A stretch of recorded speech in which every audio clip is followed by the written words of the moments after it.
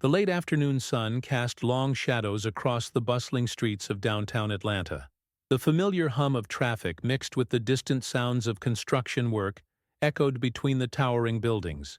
Shaquille O'Neal, towering at 7'1", walked casually down Peachtree Street, his massive frame impossible to miss even in the crowd of busy pedestrians. Shaq had just finished a business meeting at CNN Center and decided to take a walk instead of calling his driver immediately.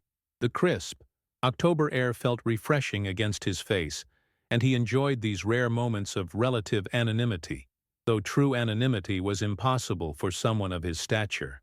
As he approached the intersection near Centennial Olympic Park, something caught his eye. Sitting on the concrete steps of a closed storefront was a young boy, maybe 8 or 9 years old, with dark curly hair and wearing a faded red t-shirt that had seen better days. But what struck Shaq most was the boy's feet, completely bare, resting on the cold concrete. The boy sat hunched over, drawing something in a small notebook with a stubby pencil. His concentration was intense, as if the world around him had disappeared. Shaq slowed his pace, observing the scene. The temperature was dropping as evening approached, and he could see other pedestrians pulling their jackets tighter. "Hey there, little man," Shaq called out gently, his deep voice carrying a warmth that immediately caught the boy's attention. The child looked up, his eyes widening in recognition. "Oh my God, you're Shaquille O'Neal," he stammered, nearly dropping his notebook. Shaq smiled and approached slowly, not wanting to overwhelm the boy. "That's right. What's your name, son?" "Marcus," the boy replied, still staring in disbelief. "Marcus Williams. I can't believe you're actually here." "Well, Marcus Williams, it's nice to meet you." Shaq's eyes naturally drifted to the boy's bare feet, which were slightly dirty and showing signs of the rough pavement. "Where are your shoes, buddy?" Marcus's expression shifted, a mix of embarrassment and sadness crossing his young face. He looked down at his feet, then back up at Shaq. They got too small. My mom said we'll get new ones when she gets paid next week." The simplicity and honesty of the answer hit Shaq harder than any opponent ever had on the basketball court. He knelt down to Marcus's level, his knees creaking slightly, a reminder of his years in the NBA. "What are you drawing there?" Shaq asked, pointing to the notebook. Marcus's face lit up slightly. "Basketball players. I love basketball. I watch all the games on the TV at the community center." He flipped through several pages, showing crude but enthusiastic drawings of players in action. "This one's supposed to be you, but I'm not very good at drawing tall people." Shaq chuckled, studying the stick figure with disproportionately long arms. "Are you kidding? That's the best drawing of me I've ever seen. You got my height just right." For the first time since their conversation began, Marcus smiled genuinely. "Really? Really? You know what, Marcus? I think you and I are going to be good friends." As the conversation continued, Shaq noticed more details about the boy's situation. His clothes, while clean, were clearly hand-me-downs. His notebook was nearly falling apart, held together with tape. But despite his circumstances, Marcus's eyes held a brightness and intelligence that reminded Shaq of his own childhood dreams. "Tell me about yourself, Marcus. Do you play basketball?" "I try to, but the courts near my apartment don't have good hoops, and—" He paused, looking down at his feet again. "It's hard to play without shoes." The weight of that statement settled between them. Shaq felt a familiar stirring in his chest, the same feeling he'd had countless times when his own foundation helped children in need. But this was different. This was personal, immediate, and happening right in front of him. "Where's your mom now?" Shaq asked gently. "She's at work. She cleans offices downtown. She works really hard, but she says money's tight right now." Marcus spoke without any hint of complaint, just stating facts as he understood them. Shaq stood up, his mind already working. The streets around them continued their evening rhythm. People heading home from work, cars honking in the distance, the smell of food from nearby restaurants wafting through the air. But in this moment, his entire focus was on this barefoot boy who drew basketball players and spoke about his mother's struggles with the wisdom of someone far beyond his years. "Marcus, what size shoes do you wear?" "Size 3, I think. But like I said, my old ones got too small. Shaq checked his watch. Most stores would still be open for another hour or two. He looked back at Marcus, who was now shivering slightly as the temperature continued to drop with the setting sun. You know what? I think it's time for a little adventure. What do you say we go find you some proper shoes? Marcus's eyes went wide. Really? But I don't have any money. Don't worry about that, little man. Sometimes, when you meet someone special, you want to do something special for them. And you, Marcus Williams, are definitely someone special. As they prepared to leave the steps, Shaq couldn't help but think about the randomness of life. How a simple decision to walk instead of calling his driver had led to this moment. How this young boy sitting barefoot on concrete steps had somehow managed to remind him of why he'd gotten into philanthropy in the first place. "Are you sure it's okay?" Marcus asked, standing up and carefully placing his notebook in his back pocket. "I'm absolutely sure," Shaq replied, extending his massive hand. "Come on, let's go get you some shoes." The Nike store on Peachtree Street was bustling with after-work shoppers when Shaq and Marcus walked through the glass doors. The familiar swoosh logo gleamed under the bright retail lighting, and displays of the latest athletic gear surrounded them on all sides. The moment they entered, several employees did double takes. It wasn't unusual to see celebrities in Atlanta, but Shaquille O'Neal's presence was impossible to ignore. However, what caught everyone's attention even more was the sight of the NBA legend holding hands with a barefoot child. "Can I help you?" asked Jennifer, a store associate in her mid-20s, trying to maintain her professional composure despite her obvious excitement. "Yes, we need to get my friend Marcus here some shoes," Shaq announced with a warm smile. "The best you've got for a growing young man." Marcus stood close to Shaq, still processing the surreal nature of the situation. The store's polished floors felt cool under his bare feet, and he found himself unconsciously hiding one foot behind the other. "Of course, let me get our kid's specialist," Jennifer replied, radioing to the back of the store. Within minutes, David, an older employee with gray hair and kind eyes, approached them with a measuring device and a warm smile. "Well, hello there, young man. Let's see what size we're working with." As David knelt down to measure Marcus's feet, Shaq noticed the boy's nervousness. "It's okay, Marcus. David here is going to make sure we get you the perfect fit." "Size 4, David announced after careful measurement, "and I can see these feet are ready for some proper protection." He spoke with the kindness of someone who understood that this wasn't just about selling shoes. "All right, Marcus," Shaq said, gesturing toward the wall of children's sneakers. "What catches your eye?" Marcus's gaze moved slowly across the display, his eyes wide with possibility. There were basketball shoes, running shoes, casual sneakers. More options than he had ever imagined. I don't know. There are so many." "Tell you what," Shaq said, kneeling down again to Marcus's level. "What's your favorite color?" "Blue," Marcus replied without hesitation. "Like the sky on a really clear day." David smiled and pointed to a section of the wall. "We've got some excellent blue options right over here.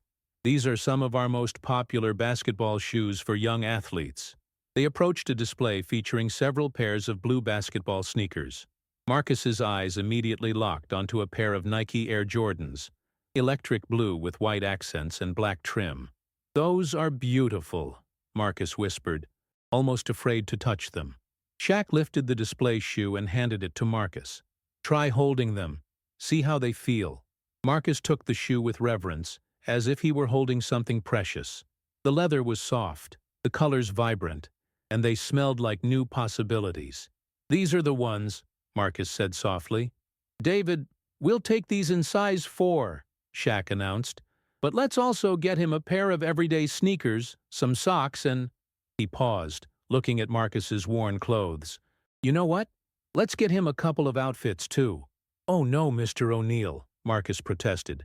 "The shoes are already too much. My mom taught me not to ask for too much from people." Shaq placed a gentle hand on Marcus's shoulder. "Your mom sounds like a wise woman.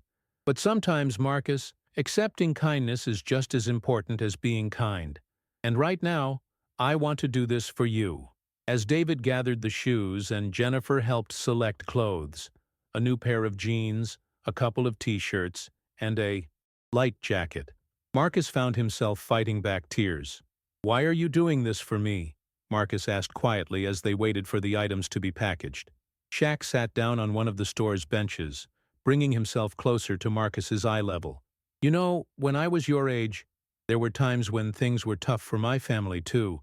I remember what it felt like to need something and not be able to get it. But I also remember the people who helped us along the way." He paused, watching as other customers moved through the store, most of them oblivious to the conversation happening on the bench. "Basketball gave me a lot of opportunities, Marcus. It gave me a career, financial security, and a platform to help others. But with those blessings comes responsibility.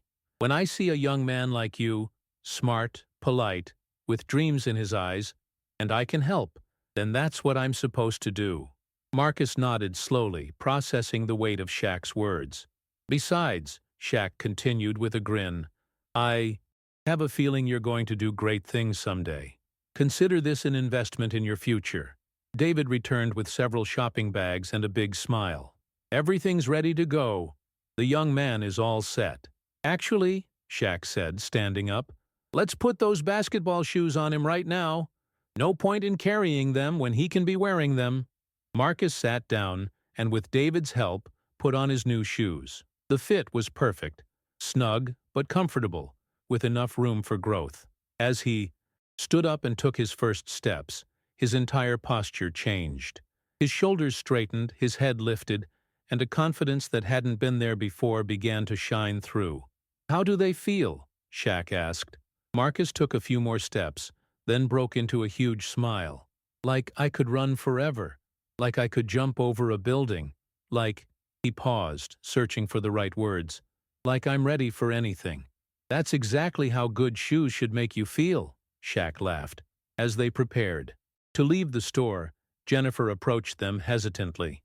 "Mr. O'Neill, I hope you don't mind, but would it be possible to get a picture? This is one of the most beautiful things I've ever seen happen in our store." Shaq looked at Marcus, who nodded enthusiastically. They posed together, the 7-1 basketball legend and the young boy in his brand-new blue basketball shoes, both smiling genuinely. "Thank you," Jennifer said after taking the photo. "This is going to be a story I tell for the rest of my life." As they walked out of the store, Marcus carrying his bags of new clothes and wearing his new shoes, Shaq realized something had changed for him too. The simple act of helping this boy had reminded him of something fundamental about happiness. Sometimes it comes not from what you receive, but from what you give. "Mr. O'Neill," Marcus said as they stepped back onto Peachtree Street. "You can call me Shaq, Marcus. We're friends now." "Shaq," Marcus corrected himself, smiling at the informality. "Can I ask you something?" "Anything. Do you think I could really be a basketball player someday?" Shaq stopped walking and looked down at Marcus seriously. "I think, Marcus Williams, that you can be anything you set your mind to. Basketball player, doctor, teacher, engineer, anything. These shoes are just the beginning." As they continued down the sidewalk, the evening lights of Atlanta beginning to twinkle around them, neither of them realized that their story was just getting started. The bus ride to Marcus's neighborhood took them through several different sections of Atlanta. As they traveled further from downtown, the scenery gradually changed, from gleaming office buildings and upscale retail stores to older residential areas with modest apartment complexes and corner markets. Marcus sat by the window, his feet barely touching the floor, occasionally looking down at his new basketball shoes with a mixture of disbelief and joy. The bags of new clothes sat carefully positioned between him and Shaq, who had folded his large frame into the bus seat as comfortably as possible.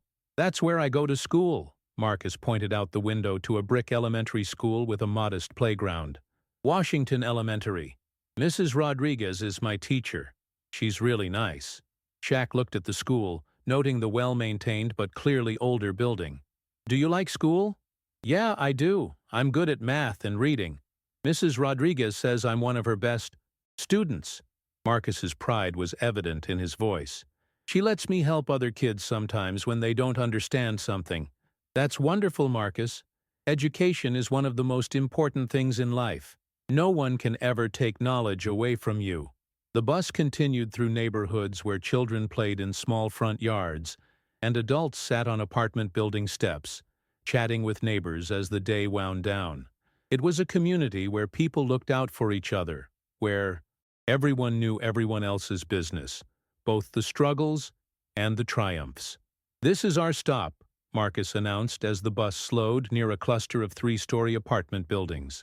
They disembarked, and Marcus led the way down a sidewalk lined with mature oak trees. Despite the modest surroundings, the area was clean and well cared for. Small gardens grew in front of some buildings, and children's bicycles were parked neatly near doorways. "We live in Building C, Apartment 2B, Marcus explained, pointing to a beige building with green trim. "My mom should be home from work by now." As they climbed the stairs to the second floor, Shaq could hear the sounds of family life through thin walls, television programs, dinner conversations, a baby crying somewhere down the hall. The carpeted hallway was narrow, making Shaq's large presence even more pronounced. Marcus stopped in front of a door marked 2B and pulled a key from his pocket. "Mom?" he called out as he opened the door. "I'm home, and I brought someone with me." "Marcus, you're later than usual. I was starting to worry." The voice stopped abruptly as its owner appeared in the doorway. Shaq found himself looking at a woman in her early 30s with the same dark curly hair as Marcus, and tired but kind eyes. She wore scrubs, evidence of her work cleaning office buildings, and her expression shifted from concern to absolute shock as she took in the sight of Shaquille O'Neal standing in her hallway.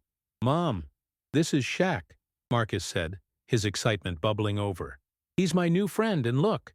He lifted one foot to show off his new basketball shoe. I, Marcus's mother stammered, clearly overwhelmed. "Mr. O'Neal, how, I don't understand." "Please, call me Shaq," he said gently. "And you must be Marcus's mom. He's told me wonderful things about you." "I'm Angela," she managed, still staring at the basketball legend standing outside her apartment. "Marcus, what's going on? Where did you get those shoes?" "Can we come in?" Shaq asked politely. "I'd love to explain everything." Angela stepped aside, still in shock, and gestured for them to enter. The apartment was small but immaculately clean. The living room held a well-worn couch, a small television, and a dining table that doubled as Marcus's homework space. Despite the modest furnishings, the space was filled with love. Family photos covered the walls, Marcus's artwork was displayed on the refrigerator, and everything was arranged with care. "Please, sit down," Angela offered, though she remained standing, clearly nervous. Shaq settled carefully onto the couch while Marcus bounced excitedly beside him. "Mom, you won't believe what happened. I was sitting outside the store drawing, and Shaq walked by and saw me, and we talked, and he bought me shoes and clothes and—" "Slow down, honey," Angela said softly, her eyes moving between her son and their unexpected guest. She turned to Shaq. "I'm sorry, Mr. O'Neal. Shaq, I'm still trying to process this. You bought Marcus shoes?" "I did," Shaq confirmed. "I met your son this afternoon downtown. We got to talking, and I noticed he didn't have shoes. It seemed like the right thing to do." Angela's eyes filled with tears. She sat down slowly in the chair across from them, her hands trembling slightly. I was going to get him shoes next week when I get paid. I work 2 jobs, but money's been tight since his father." She stopped herself, glancing at Marcus. "Mom, it's okay," Marcus said gently, moving to sit beside her. "Shaq knows about our situation." Angela looked at her son, really looked at him, for the first time since they'd entered the apartment. She took in the new shoes, the shopping bags, the way he sat straighter, the brightness in his eyes. "You didn't have to do this," she said to Shaq, tears now flowing freely. "We're not charity cases. I provide for my son. I just needed a few more days." "I know you do," Shaq said kindly. "Marcus told me how hard you work, how much you love him. This isn't about charity, Angela. Sometimes people cross paths for a reason. Your son is special, smart, polite, full of dreams. Meeting him reminded me of some important things. Angela wiped her eyes with the back of her hand. I don't know how to thank you. Those shoes, they probably cost more than I make in a week. You don't need to thank me, but I do want you to know that Marcus is a credit to the way you've raised him. You should be very proud. Angela looked at her son again, seeing him through new eyes. I am proud of him. He's the best thing in my life. Mom, Marcus said softly, Shaq says I can be anything I want to be when I grow up. Even a basketball player. You can be anything you want to be, baby, Angela agreed, her voice thick with emotion. You're smart enough and good enough for anything. Shaq reached into his pocket and pulled out a business card. Angela, I want to give you this. It's for my foundation. We help families and kids in situations like yours. Not handouts, but opportunities. Educational programs, mentorship, resources. Angela took the card with shaking hands. I don't know what to say. Say you'll call if you ever need anything. Say you'll let Marcus know that there are people in this world who believe in him. As the conversation continued, neighbors began to notice the unusual activity. Through the thin walls, they could hear whispered conversations about the tall man who had entered. Building C. Soon there was a gentle knock on the door.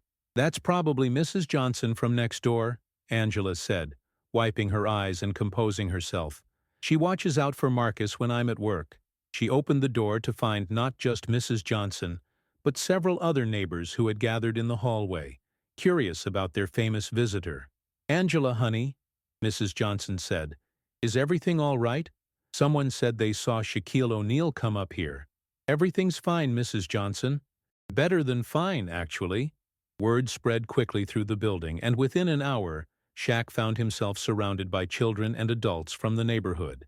He signed autographs, took pictures, and listened to stories from families who shared similar struggles to Angela and Marcus. What struck him most was the sense of community, how neighbors looked out for each other, how the adults collectively watched over all the children, how everyone celebrated each other's small victories and supported each other through difficulties. As the evening wound down and the neighbors gradually returned to their own apartments, Angela found herself alone with Shaq and Marcus again. I still can't believe this happened, she said, shaking her head.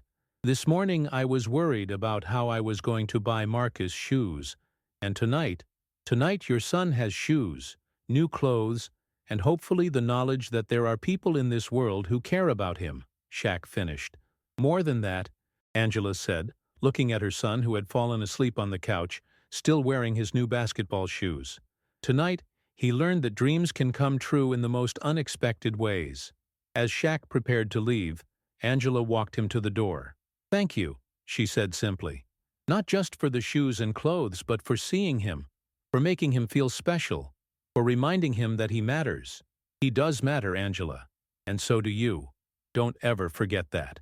As Shaq made his way down the stairs and out of Building C, he could hear the sounds of the neighborhood settling in for the night. Children being called in for baths, television programs starting, families gathering around dinner tables. But in apartment 2B, a little boy slept peacefully in his new basketball shoes, dreaming of possibilities he had never dared imagine before. 3 months later, on a crisp January morning, Shaq found himself back in the same downtown Atlanta area where he had first met Marcus. This time, however, he wasn't there by chance. He had been invited to the grand opening of a new community center that had been built through a partnership between his foundation and the city. The Centennial Community Center stood just 2 blocks from where Marcus had been sitting on those concrete steps. It was a beautiful facility with basketball courts, computer labs, tutoring rooms, and a library. Everything designed to provide opportunities for children and families in the surrounding neighborhoods. As Shaquille arrived at the ribbon-cutting ceremony, he was pleased to see a large crowd gathered. Local politicians, community leaders, families, and children filled the sidewalk in front of the building. But his eyes immediately searched for 2 familiar faces.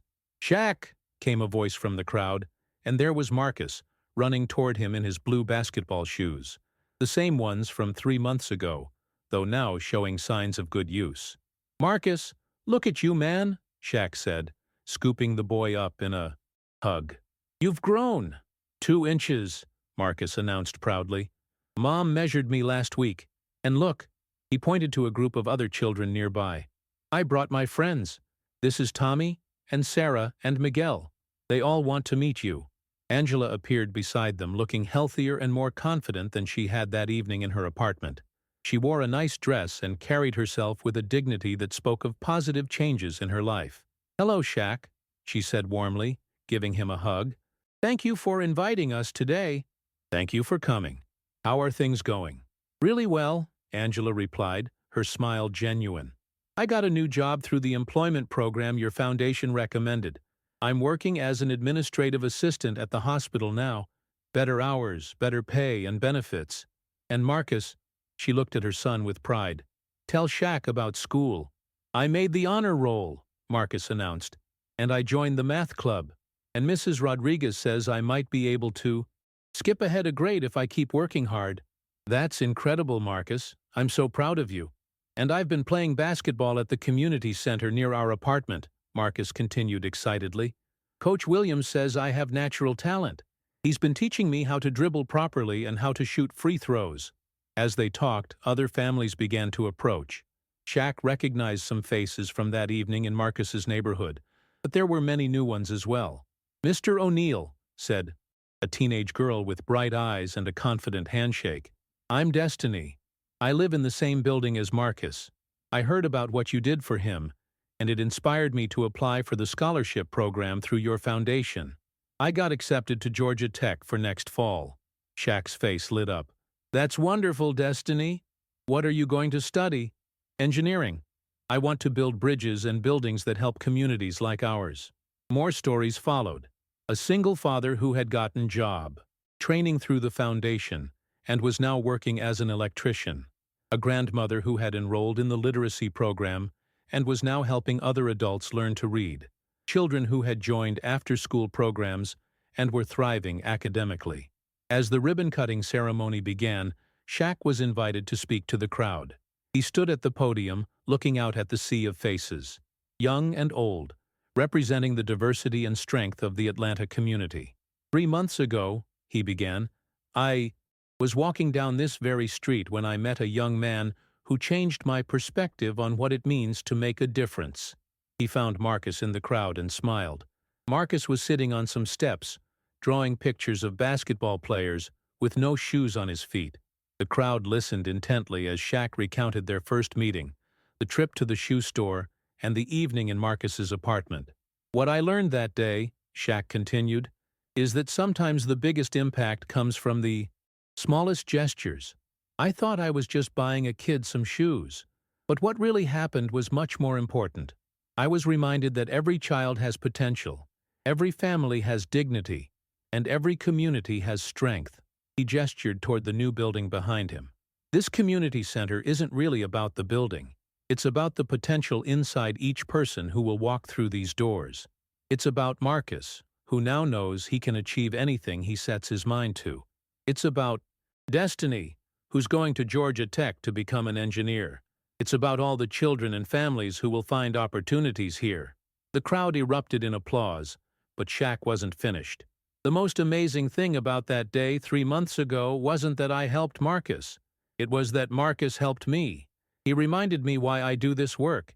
He showed me that sometimes the person you think you're helping is actually the one helping you. After the ceremony, as people toured the new facility, Shaq found himself in the main gymnasium with Marcus and his friends. The children were shooting baskets, their laughter echoing off the walls. Shaq, Marcus said, dribbling a basketball with considerably more skill than he would have had 3 months earlier. Can I tell you something? Of course. That day when you found me on the steps, I was drawing basketball players because I was sad. My mom had been worried about money, and I felt bad that she couldn't buy me shoes. I was drawing to make myself feel better. Shaq knelt down to Marcus's level, just as he had that first day. But now, Marcus continued, when I draw basketball players, it's because I'm happy. Because I know that dreams can come true. Because I learned that there are good people in the world who care about kids like me. Marcus, do you know what you taught me that day? The boy shook his head. You taught me that helping people isn't really about giving them things. It's about seeing them, believing in them, and showing them that they matter. You mattered that day, and you matter now, and you'll always matter. As the afternoon wound down, families began to head home. Angela and Marcus were among the last to leave, and Angela pulled Shaq aside for a private conversation. "I need you to know something," she said seriously. "What you did for Marcus that day, it changed more than just his circumstances.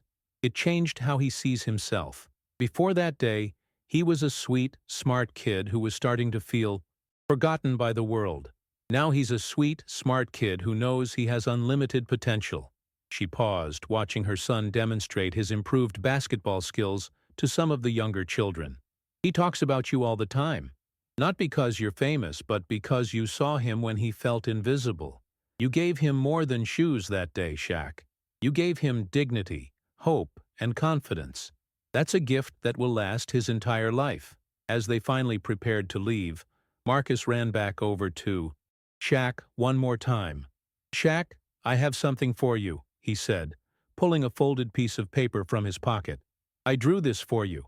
Shaq unfolded the paper to find a detailed drawing, much more sophisticated than the stick figures from 3 months earlier. It showed two people, a very tall man and a small boy, standing together in front of a building that looked remarkably like the new community center. At the bottom, in careful handwriting, were the words, "Thank you for helping me believe in myself." "Marcus, this is beautiful. This is going on my refrigerator at home." "Really?" "Really. Right next to my NBA championship photos."